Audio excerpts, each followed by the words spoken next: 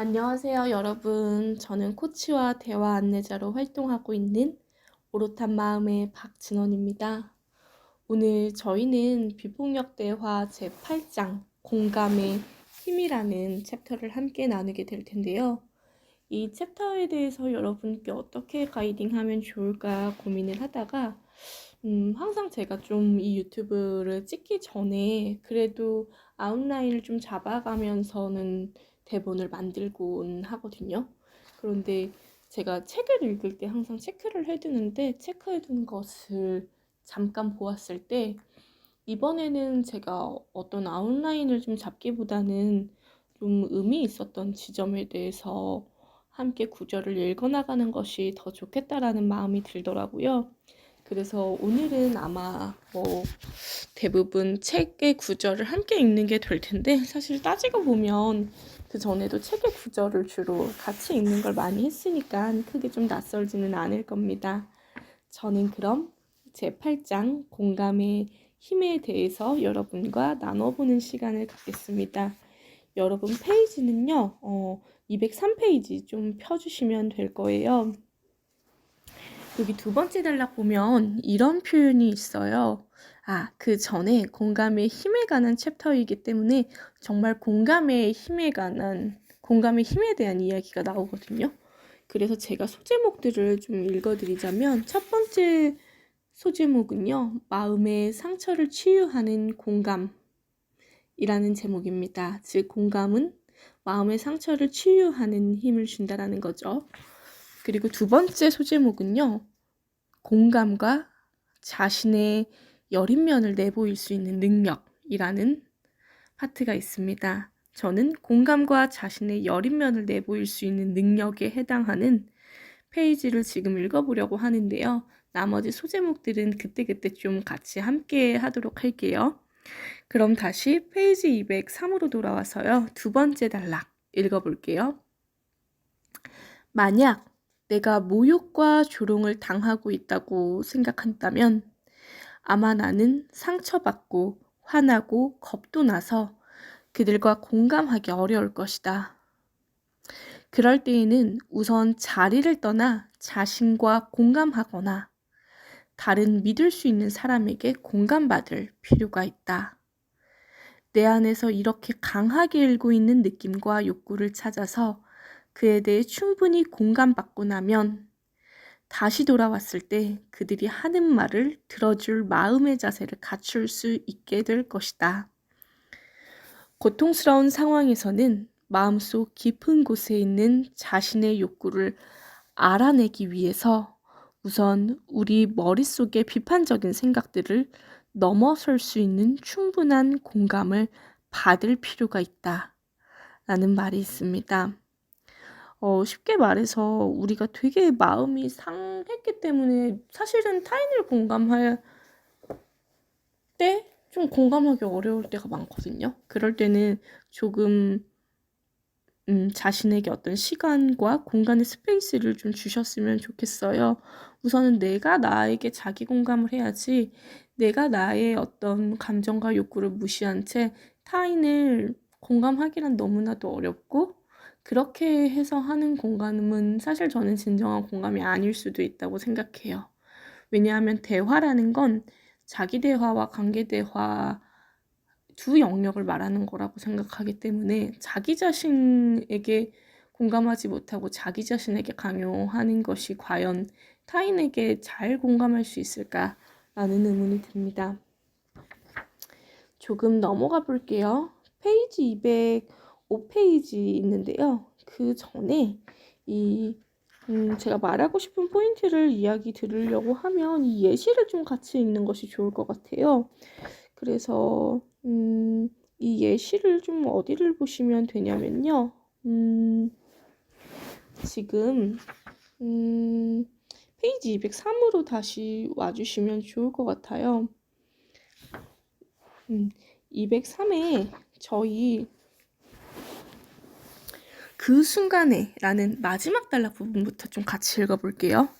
그 순간에 그들은 과거에 은연중 마땅치 않다는 의미로 그러면 내 마음이 아파라고 말하던 사람들에게 반응하고 있었을지도 모른다. 이런 추측이 실제로 정확한지는 그들에게 물어보지 않았기 때문에 알 수 없다. 하지만 나는 이런 추측에 관심을 집중함으로써 그들의 말과 행동을 개인적으로 받아들이거나 화를 내지 않을 수 있었다.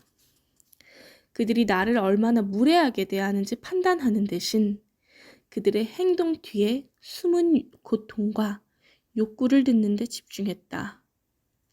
이봐요! 하고 그들 중 한 명이 말문을 열었다. 당신은 지금 말도 안 되는 헛소리를 하고 있어요. 여기 저쪽 갱한 놈이 있고 그는 총을 가지고 있는데 당신은 없다고 상상해봐요. 그런데도 거기 서서 그놈들하고 이야기를 하라는 거예요? 말도 안 되는 소리. 그러자 모두가 다시 웃기 시작했다. 나는 다시 그들의 느낌과 욕구에 주의를 집중했다. 여기 현실과 동떨어진 것을 배우는 것이 질렸다는 말처럼 들리는군요. 당연하죠. 누구든 이 근처에 사는 사람이라면 지금 당신이 한 말이 얼마나 허튼 소린지 다 알 거요. 그러니까 누군가 여러분에게 뭘 가르치려면 이곳 실정을 잘 알아야 한다는 말인가요? 그렇죠. 어떤 녀석들은 당신 입에서 두 마디가 나오기 전에 날려버릴 텐데. 여러분에게 뭔가를 가르치려는 사람은 이곳이 얼마나 위험한지 알고 있는 사람이라고 믿을 수 있는 게 중요하다는 거군요. 나는 들은 말을 때로는 반복하면서 그의 말에 계속 귀 기울였다. 우리의 대화는 40여 분간 이어졌다. 그리고 나는 변화를 느꼈다. 그들은 내가 진심으로 이해한다고 느낀 것이다. 프로그램을 담당하던 상담사가 그들의 변화를 느끼고 물어보았다. 여러분은 이분을 어떻게 생각하십니까? 나를 가장 힘들게 했던 사람이 대답했다. 우리가 봤던 강사 중에 제일 낫군요.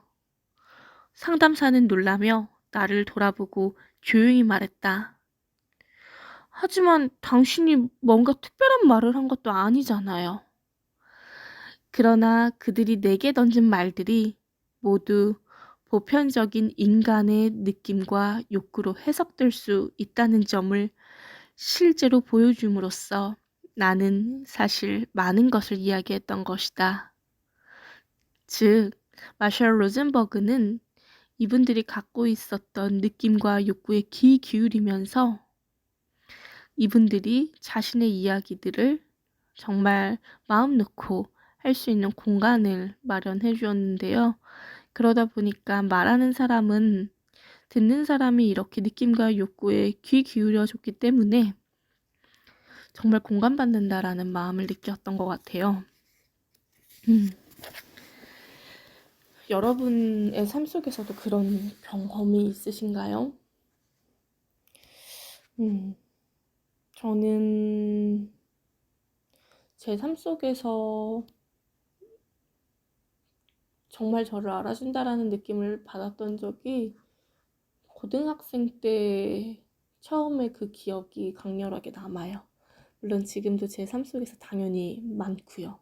근데 그렇게 나를 처음 알아줬던 그 순간이 잊지 못하는 기억으로 저에게 남아있고, 그래서 저는 저를 알아주셨던, 저를 공감해 주셨던, 저의 이야기에 온전히 귀 기울여 주셨던 선생님과 아직까지도 좀 연을 맺고 있어요.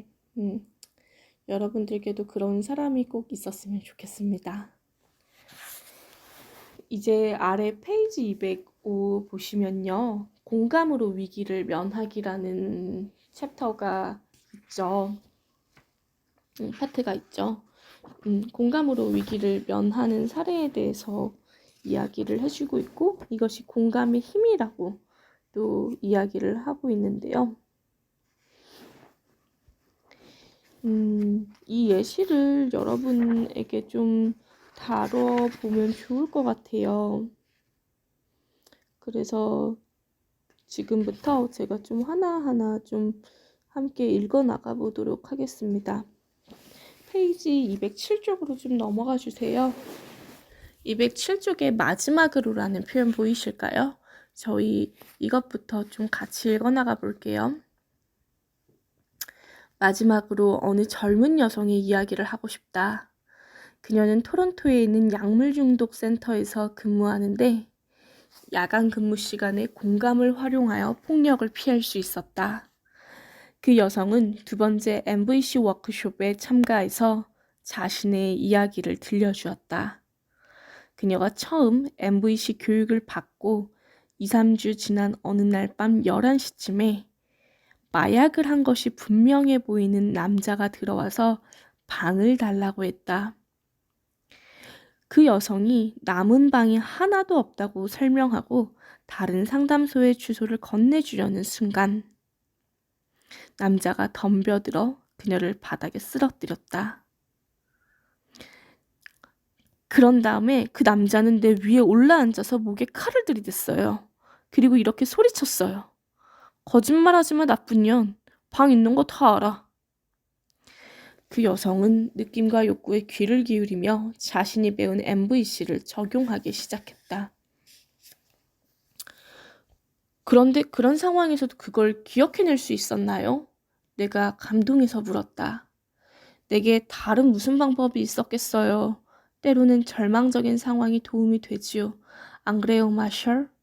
그리고 그녀가 덧붙여 말했다. 워크숍에서 하셨던 농담이 정말로 도움이 되었어요. 사실 그 농담이 내 목숨을 구한 거나 마찬가지예요. 무슨 농담이었죠? 화난 사람 얼굴 앞에는 절대로 하지만 이란 말을 들이대지 말라고 한 것 기억나세요? 그와 언쟁을 벌일 생각으로 하지만 방이 없어요 라고 막 말하려던 참에 선생님의 농담이 생각났어요. 그 농담이 특히 기억난 것은 그 일이 있기 일주일 전에 어머니와 말다툼을 했는데 그때 어머니가 제게 말끝마다 네가 하지만 이라고 말대꾸할 때는 정말 죽여버리고 다시 이거 읽어볼게요. 그때 어머니가 제게 말끝마다 네가 하지만 하고 말대꾸 할 때는 정말 죽여버리고 싶다니까 라고 말씀하셨기 때문이에요. 제 어머니가 하지만 이라는 말 때문에 저를 죽이고 싶을 만큼 화가 났다면 그 남자는 저를 어떻게 했을지 상상해 보세요. 그 남자가 고함칠 때 내가 하지만 방이 없어요 라고 말했다면 그는 분명 칼로 내 목을 찔렀을 거예요. 대신 저는 숨을 깊이 들이쉬고 말했어요. 정말 방이 필요하기 때문에 화가 많이 나신 것 같군요. 그는 내게 큰 소리로 말했어요. 내가 비록 중독자일지는 몰라도 사람 대접 받을 자격이 있어. 모두가 나를 깔보는데 이제 신물이 나. 부모도 나를 사람 취급해주지 않아. 나는 사람 대접 받을 자격이 있단 말이야. 그래서 저는 그의 느낌과 욕구에 주의를 기울이면서 말했어요. 사람들에게 원하는 인정을 받지 못해서 마음이 아프시군요. 그 상황이 얼마나 됐습니까? 내가 물었다. 한 30분 정도요. 그녀가 대답했다. 정말 무서웠겠군요. 아니에요. 대화가 몇 번 오간 뒤에는 그렇지 않았어요. 왜냐하면 여기서 우리가 배웠던 한 가지가 명백해졌기 때문이에요. 제가 집중해서 그의 느낌과 욕구에 귀를 기울이자 그가 더는 괴물처럼 보이지 않았어요. 괴물처럼 보이는 사람도 말과 행동 때문에 우리가 그들의 인간적인 면을 보기 어려울 뿐이지 우리와 같은 한 인간이라는 것을 알 수 있었어요. 그 남자의 욕구와 느낌에 집중할수록 저는 그 사람을 채워지지 않는 욕구 때문에 절망에 빠진 한 인간으로 볼 수 있게 되었어요. 거기에 주의를 두는 한 다치지 않으리라는 확신이 들었어요. 그 사람은 필요했던 공감을 받자 칼을 거두었고 저는 그 사람이 다른 센터에서 방을 구할 수 있도록 도와주었어요. 여러분 이 사례 어때요? 우리가 화난 사람에게 하지만이라고 말하기보다 정말 진심으로 그의 느낌과 욕구를 알아줌으로써 공감을 줬더니 그 사람 마음의 치유의 공간이 자라났나 봐요. 이거는 이 여성의 입장에선 공감으로 위기를 면한 사례이겠지만 공감을 받은 그 마약을 한 것 같은 그 사람의 입장에서는 사실은 굉장히 중요한 치유의 순간이었겠다라는 생각이 듭니다. 그리고 정말 누군가가 나를 위협하는 순간에도 물론 100% 어느 상황에서나 적용되리라는 생각하고는 저는 생각하지 않아요. 하지만 정말 나에게 강하게 화를 내고 있거나 나를 강하게 비난하고 있는 대상이 있다면 그 대상의 느낌과 욕구에 주목한다면 더 이상 그 사람이 괴물로만 보이지는 않을 것 같아요. 이 얘기를 여러분과 나눠보고 싶었습니다.